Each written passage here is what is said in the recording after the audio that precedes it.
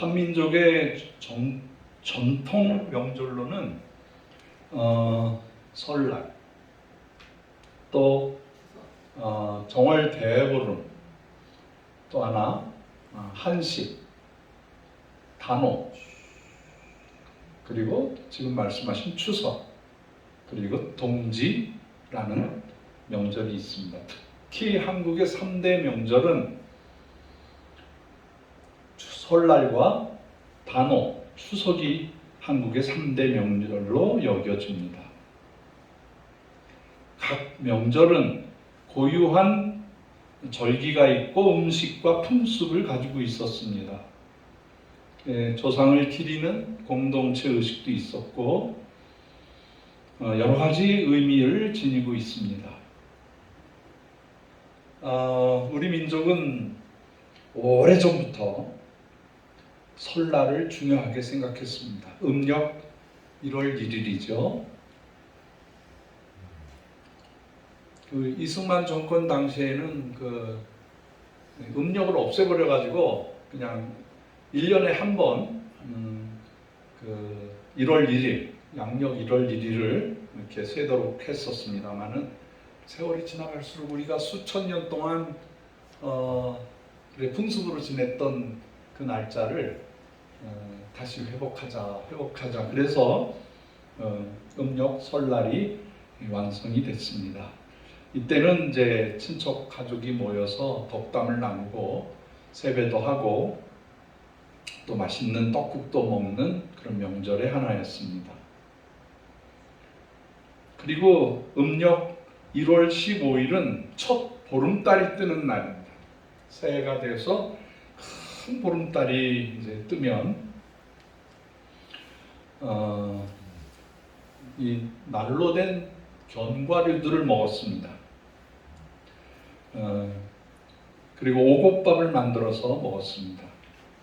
그리고 풍년과 평안함을 기원했었습니다. 제가 어렸을 때 보면 우리 어머니가 꼭 이런 명절을 지켰어요. 우리 어머니가 이제 어떻게 해서든지 교회 명절은 뭐 생명과 같이 지켰지만 이 한국의 전래되어 내려오는 명절들을 안 지키셔도 되는데 자식들 길을 살리려고 꼭 그 나물 만들어 놓으시고 그 호도 같은 거 준비해 놓으시고 가족과 함께 이 음식에 대한 많은 추억을 남겨주셨어요. 고맙죠. 그리고 한식이라는 거는 동지로부터 한 105일 정도 지나면 그때는 찬 음식을 먹었습니다. 찬 음식. 본격적으로 이제 농사철이 시작되는 데죠. 그리고 단오라는 게 있는데 음력 5월 5일 이때는 굉장히 태양이 비치면서 양기가 왕성한 때라고 여겨서 남자 여자 할 것 없이 창포물에 머리를 감고 그네뛰기, 씨름 그런 놀이들을 즐겼습니다. 그리고 다음 주에 오게 될 추석은 음력으로 8월 15일입니다. 한 해의 농사를 마무리하는 기념으로 수확한 핵곡식이죠. 핵곡식, 햇살, 핵곡식, 핵과일. 이거를 이제 조상에게 이렇게 드리고 또 우리는 소나무 잎을 따다가 밑에다 깔고 송편을 만들어 먹는 날이었습니다. 우리 민족은 이런 명절을 지킬 때에 제가 이 명절을 지키면서 우리는 예수 믿기 때문에 이런 명절에 대해서 중요하게 생각하지 않아도 되지 않을까라고 생각하다가 틀림없이 우리 명절도 성경에 기록한 어떤 명절에 의미가 있다라고 생각을 해서 비교를 해봤습니다.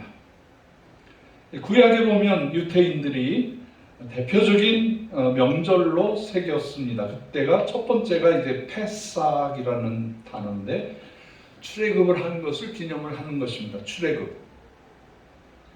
그 다음에 율법을 받은 날, 이걸 샤부오트라고 말을 합니다.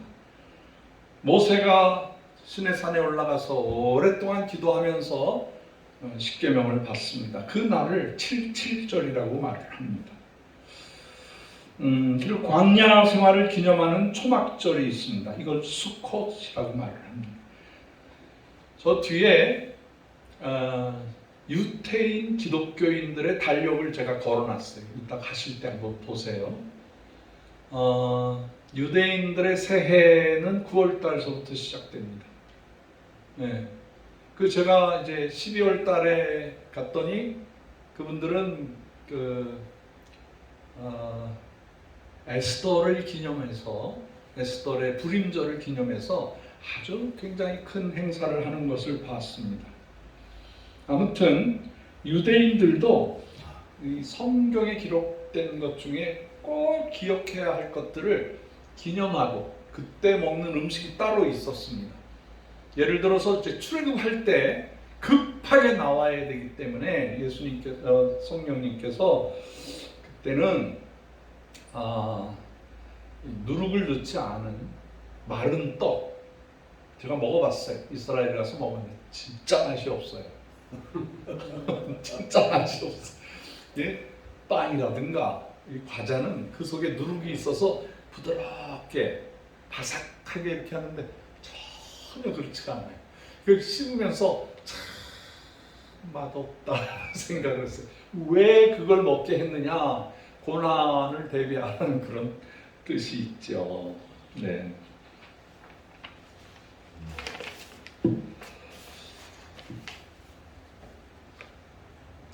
우리 기독교의 명절은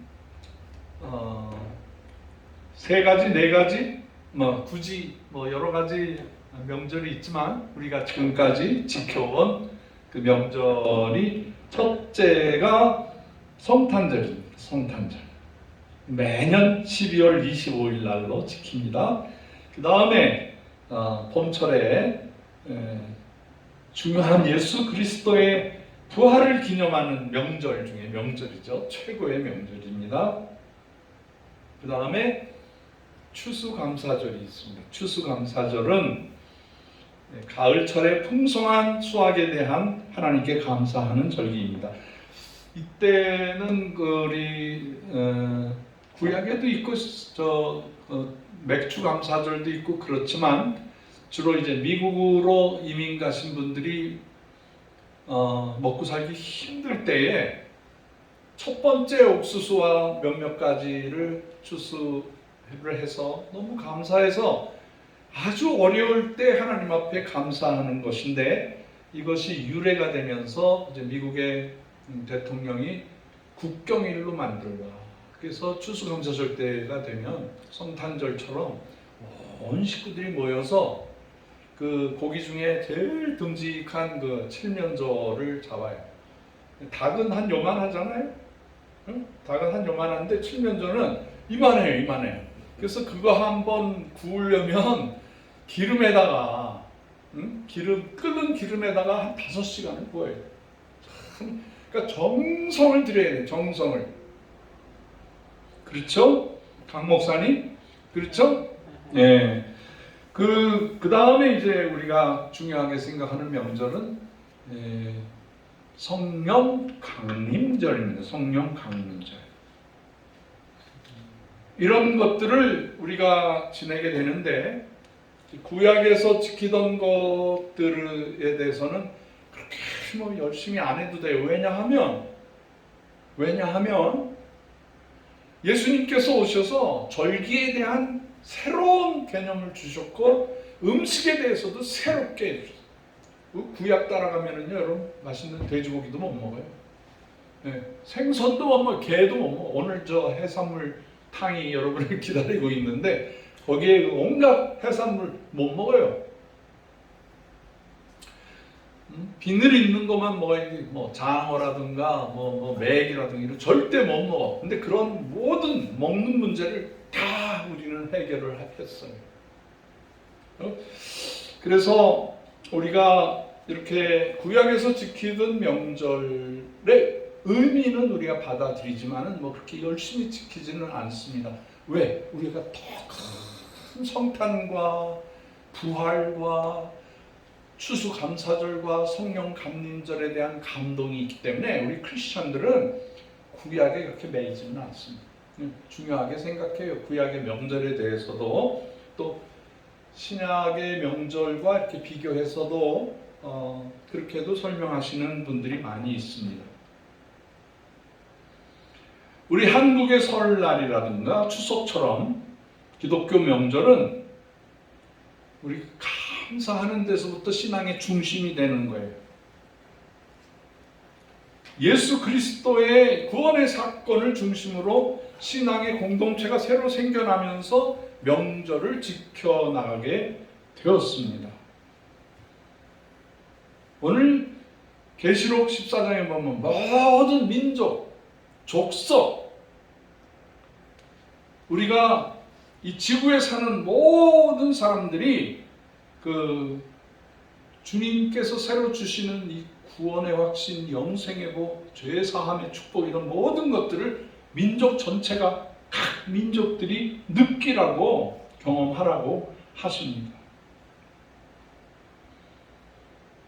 저는 해외에서 한 40년을 살다 보니까 국내 명절에 대해서 민감하지를 못했어요. 뭐 그런 명절 때 먹는 음식을 해 먹기도 그렇고 또 가능하면 원주민들과 함께 생활을 해야 되기 때문에 추석이 어떻게 지나갔나 뭐 그런 것도 잘 모르고 살았어요.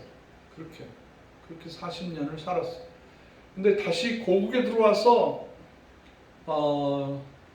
이 한민족이 누렸던 명절들을 보면 어떤 면에서는 복음과 굉장히 유사한 면이 있어요. 우리가 붉은 6월절 때 어떻게 했어요? 붉은 피를 양의 피를 어디다 이렇게 댔어요? 문설주. 그러니까 문 앞에다가 문 지붕에다가 이렇게 막 칠해놓으면 죽음의 신이 넘어가 버립니다. 유월이라는 뜻은 유라는 말은 피유자예요. 피를 넘어간다. 그게 이제 신약 시대에 와서는 예수님의 피를 보고 죽음이 넘어가고 죄악이 넘어가고 우리의 구원이 확실하게 이루어지는 거예요. 할렐루야. 근데 우리는 언제 붉은 죽을 끓여서 문 앞에 뿌렸죠? 동지섣달. 네, 기억나시죠? 진짜 우리 어머니 할머니들이 이 빨간 죽을 끓여가지고 이렇게 문 앞에다가 이렇게 귀신들 물러가라고 이렇게 귀신들 물러가라 뿌렸어. 그게 어떤 관계가 있느냐? 그 옛날에 우리가 양을 잡고 소를 잡을 수 있는 그런 부여로운 삶이 없었어요. 근데 이 피에 대한 이 붉은 피에 대한 어떤 이름도 알 수 없는 어떤 존재가 우리 DNA 속에 있었어요. 그래서 그게 이제 어떻게 나타나냐면 붉은 글씨를 쓰면 귀신이 도망간다. 그렇게 이제 약간 미신적인 문제가 있지만은 이 처녀가 시집갈 때 제일 중요하게 생각하는 걸 귀신이 처녀를 잡아먹지 못하게 이 좋은 날 이 신부가 죽음당하지 않게 하기 위해서 어떤 거를 했어요? 응? 연지, 곤지를 찍었어. 얼굴에다가, 이마에다가, 볼에다가 이렇게 색깔로 하는 데도 있고 종이를 붙이는 데도 있어요. 왜 그러냐면 그 좋은 날 죽음당하지 않게 합니다. 우리가 이 죽음과 귀신, 우리를 해치는 그런 거에 대한 어떤 피의 흔적이 있는 민족이에요. 이 구약하고 신약하고 연결되어 있는 명절입니다. 그래서 우리 민족의 DNA 속에 아주 오래된 그 기억 속에 성경을 통해서 신약 성경을 통해서 복음을 통해서 받았던 그 어떤 것들이 이렇게 명절날 드러나는 경우가 있습니다. 이거 진짜 소중한 거죠. 저는 이 추석을 감사절이라고 생각을 해요. 우리 민족이 이번에도 홍수 나고 가뭄이 생기고 강릉에서 비가 안 와가지고 그냥 수돗물이 똑똑똑똑 떨어지는 그 경험도 하고, 전라도, 경상도, 충청도에 비가 와서 그냥 막 쓸려 내려가고 과일이 떨어지고 그 어려운 일을 겪고 결국엔 풍년이 이루어져서 그 과일을 먹을 때, 곡식을 먹을 때 얼마나 감사하냐. 그래서 이거를 내가 먹기 전에 조상님에게 먼저 바쳤어. 근데 우리는 이거를 잘 생각하셔야 돼요. 우리가 조상을 섬기는 민족이 아니에요. 기독교는 조상을 섬기는 게 아니에요. 창조주 하나님을 섬기는 거예요. 할렐루야. 그래서 우리가 옛날 크리스찬들을 보면 참 고마운 게 첫 열매가 나오잖아요. 그런 거 목사님한테 갖다 드렸어요. 첫 열매. 그러니까 두 번째, 세 번째 열매가 아니고 첫 열매가 있으면 소중하게 따서 조용히 자녀들을 통해서 이거 목사님에게 갖다 드려라. 저도 그렇게 농사를 짓는 가정은 아닌데 제일 첫 번째 거를 이렇게 해서 목사님 댁에다 이렇게 살짝 갖다 놓고 인사하고 오던 그런 기억이 있습니다. 구약 성경에 첫 열매를 하나님께 드리는, 첫 아들을 하나님께 드리듯이 우리 민족의 DNA, 신앙의 깊은 DNA 속에 하나님께 드린다, 그런 의미를 가지고 있어요. 근데 이것이 이제 잘못되면 조상 귀신한테, 우리는요 조상신에 대해서 살아계실 때 잘하는 거야. 믿으시면 아멘 하세요. 살아계실 때 효도하고 살아있을 때 잘 섬겨드리는 게 기독교예요. 우리 기독교가 조상도 없고 부모도 없는 그런 종교가 아닙니다. 절대 그게 아닙니다. 우리 기독교 신앙 안에 보면은 자녀들아, 주 안에서 너희 부모를 순종하라. 이것이 옳으니라. 내 아버지와 어머니를 공경하라. 이것이 약속이 있는 첫 계명이니 이로써 내가 잘되고 땅에서 장수하리라. 에베소서 6장 1절로 3절까지 말씀입니다. 할렐루야. 아멘. 디모데전서 5장 1절로 4절에 보면 늙은이들을 꾸짖지 말고, 이거 늙으니까요 기억력도 없어지고요, 또 약간 푼수 같은 소리도 하고요, 이렇게 정신이 오락가락할 때 있어요. 그래도 성경은요 꾸짖지 말라. 내 부모를 내 자녀들한테 꾸짖는 것처럼 그렇게 하지 말라. 부모이기 때문에. 늙은 여자에게 어머니에게 하듯하며 젊은 여자에게는 온전히 깨끗함으로 자매에게 하듯하라. 아멘. 참 과부인 과부를 존대하라. 만일 그 어떤 과부에게 자녀나 손자들이 있거든 그들로 먼저 자기 집에 효를 행하여 부모에게 보답하기를 배우게 하라. 남의 집 자손들도, 어렵게 사는 과부의 자녀들도 손주들도 돌봐주라, 이 말이에요. 성경이 진짜 효하라는 거죠. 이것이 하나님 앞에서 받을 만한 것이다. 디모데전서에 그렇게 나와요. 이 디모데가 참 할머니와 어머니를 효하는 귀한 아들이었거든요. 디모데가 성령에 감동받아서 그렇게 기록을 한 거예요. 우리 기독교인들은요 부활을 믿습니다. 믿으시면 아멘 하세요. 아멘 하세요. 우리가 죽으면 죽음이 끝이 아니라 부활하는 거예요. 부활. 영원히 산다는 거예요. 그렇기 때문에 죽은 영혼을 위해서 제사를 드릴 필요는 없어요. 인간은 한번 죽으면 저 세상과 현실 세계가 성경에 정확하게 얘기했어요. 구렁텅이가 있다는 거예요. 그래서 갈 수도 없고 올 수도 없다. 죽은 영혼에 대해서는 하나님께 맡기는 거예요.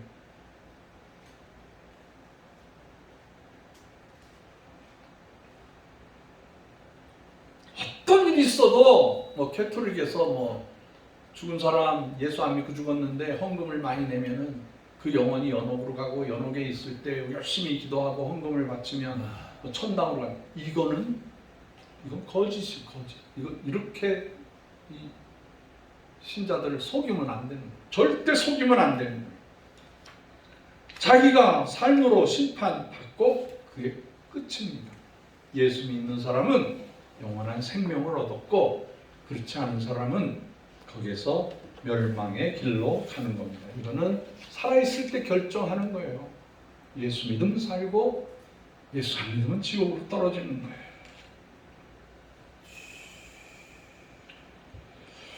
설날이라는 개념이 뭘까요? 우리에게 설날, 왜 서러운 날? 낯설은 날? 그래서 설날이라고 그랬나? 이거 아직도 제가 고민이에요. 왜 설날이라고 하나? 새로운 해로 넘어가면서 우리가 존재하지 않는 새로운 새해를 맞이하는데 낯설다, 설다. 근데 6월절에 이 출애굽을 떠나서 하나님이 약속한 땅으로 갈 때 굉장히 힘들었던 거예요. 그래서 그 마른 떡을 먹고 허리띠를 끊고 그냥 그 어떻게 해서든지 그 좋은 집에 살지 아니하고 그 천막 쳐 있는 풀잎으로 되어 있는 그런 집에서 살아요. 그게 이제 기억하는 거예요. 그래서 저는 이 설날의 의미는 유대교의 6월절과 같지 않느냐. 하나님은 이 세 절기를 기억하라고 명령하셨어요. 그리고 우리 민족의 조상 중에 이 구약 시대를 살고 뭐 예를 들어서 욥단의 후손들이라든가 단지파의 후손들이 이 계율을 가지고 와서 우리 민족에게 설날의 의미를 전해줬지 않았나. 그래서 이 우리나라의 설도 어떤 면에서 깊은 구약 시대의 어떤 DNA가 따라가지 않았나 그런 생각을 합니다.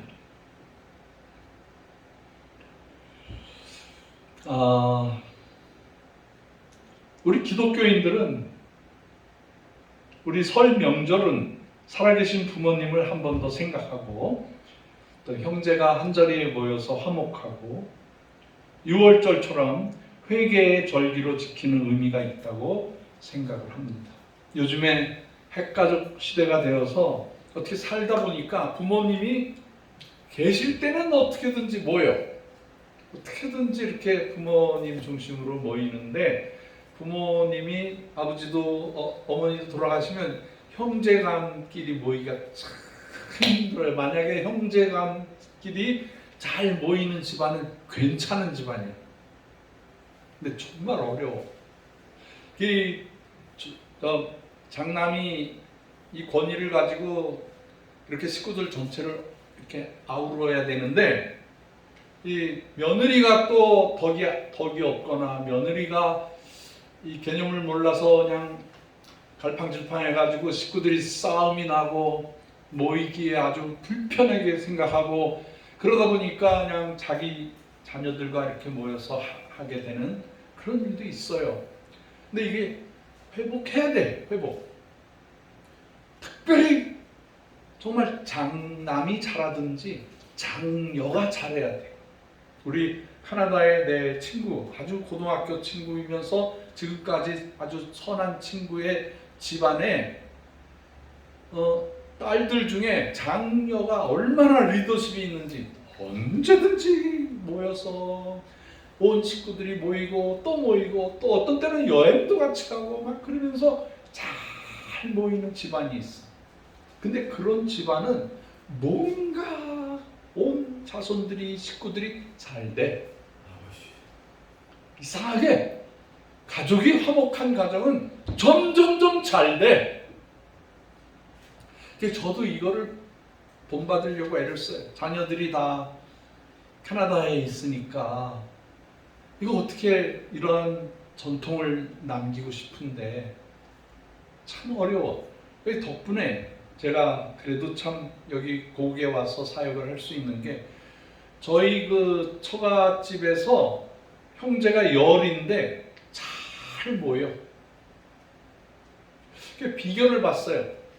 그랬더니 그 어떻게 해서든지 식구들이 뭐 크게 뭐 대단한 일을 하는 건 아니지만 서로 섬기려고 그러고 며느리들이 참 부드럽게 하려고 애를 쓰고 그리고 1대 모임, 2대 모임, 3대 모임 해가지고 서로 이렇게 잘 어우러져 나갈 수 있도록 그렇게 하는 거예요. 그래서 제가 우리 집사람이 여기 와 있지만은 부러운 거야. 참 부러워. 우리 집은요, 누님 둘이 독일에서 벌써 40년, 50년을 살아요. 그래서 누님이 한번 오기가 힘들어. 큰 누나가 오면 작은 누나가 떨어져 있고, 작은 누나가 오면 또 큰 누나가 떨어져 있고, 이게 모이기가 힘든 거예요. 참 모이기가 힘든데, 캐나다 가면은요, 기분이 너무 좋아요. 식구들 모임이 아주 부드럽고 풍성하고 좋아. 그게 우애할 줄 알아. 그래서 제가 자녀들이 거기 있지만 그 속에서, 그 공동체 속에서 자라나기 때문에 든든해요. 모일 때마다 예배 드리고 1대가 설교할 때가 있었고 2대가 설교할 때가 있었고 이제 3대, 4대가 설교를 해요. 이제 자기들끼리. 그 모임이 끊임없이 유지되는 너무 감사한 거죠. 감사해요. 우리 아이가 신학대학을 나왔고 뭐 둘째도 셋째도 다 신학을 다 마쳤기 때문에 순서를 가끔가다 이렇게 작은 순서들을 맡아서 이렇게 하고 자기들끼리 주장하지 않고 또 다른 식구들, 다른 가족들에게도 순서를 이렇게 줘서 골고루 잘 되도록 그렇게 인도해 주고 있어요. 그리고 캐나다에서 믿음을 유지해 나가면서 후손들에게 이렇게 하는 모습이 너무 감사한 거야. 감사해요. 제가 언젠가는 다시 캐나다로 돌아가겠죠. 캐나다로 돌아가서 자손들과 함께 지내고 언젠가는 또 이 사역을 맡을 수 있는 분에게 맡기고 또 그럴 날도 오겠죠. 어쨌든 간에 제가 아쉬웠던 부분들을 하나님께서 잘 후손들이 잘 이렇게 이끌어 나갈 수 있게 해주니까 정말 감사합니다. 아주 너무너무 감사합니다. 세상이 핵가족화되고 점점 이렇게 부모를 섬기는 의무도 멀어져 가고 우애하는 것도 멀어져 가지만 우리가 이런 추석을 맞이해서 정말 좋은 기회 아니에요? 이럴 때 좀 서먹서먹하더라도 모여서 음식도 잘 준비해서 가서 시어머니한테도 잘하고 또 시댁 식구들 또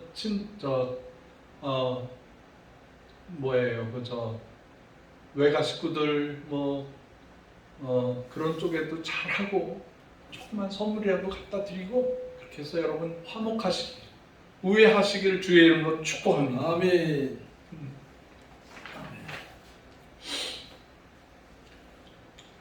우리가 구약의 시대에 지켜왔던 것, 신약 시대에 지켜왔던 것, 또 우리 크리스찬으로서 새로운 이 기독교 문화에 적응하는 것, 그리고 우리가 뿌리내려서 사는 이 내 나라 내 땅, 한반도, 한민족이 누리는 그 명절을 더 복음화시키고 더 행복하게 해야 되지 않겠나. 제가 북한에 가서 마음 아픈 것이 거기에는 모든 명절이 김일성, 김정일이, 김정은이를 중심으로 명절을 세요. 아주 마귀 같은.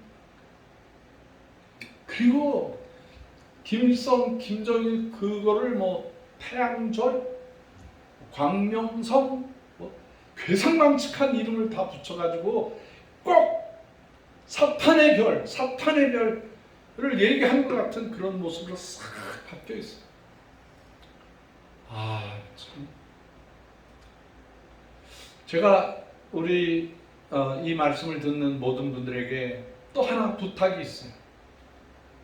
우리의 신앙이 여기서 시작된 게 아니고 그 옛날 우리가 주일학교 다닐 때, 학생회 다닐 때 우리가 신앙생활했던 교회들이 있어요.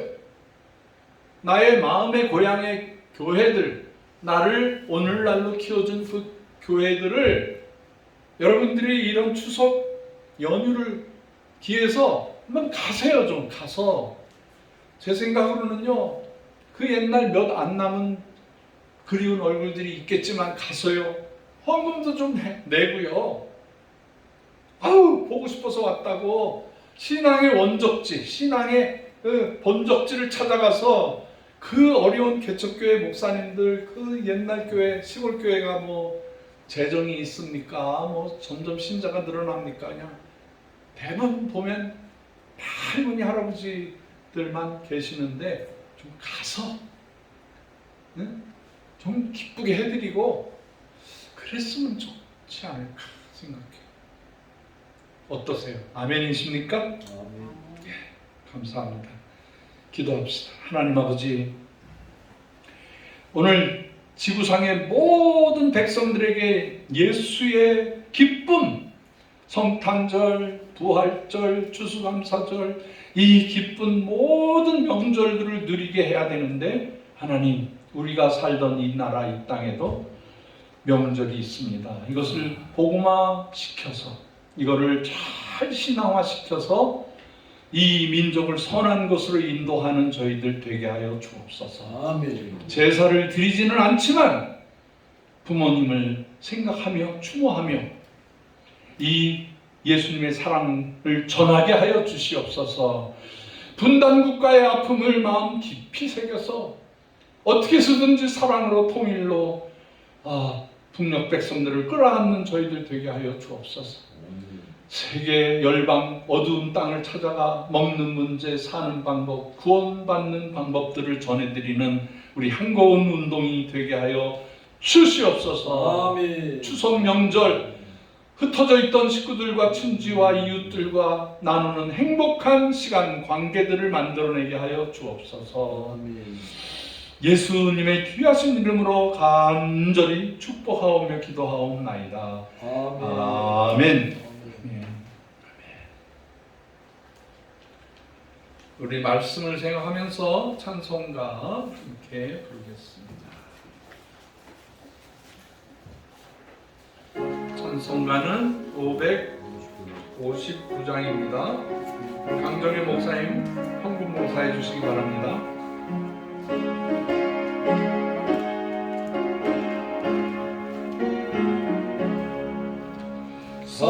사철의 봄바람 불어있고 하나님 아버지 모셨으니 믿음의 반석 보는 하나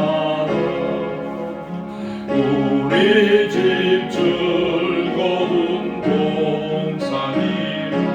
아멘. 오너라 임마누엘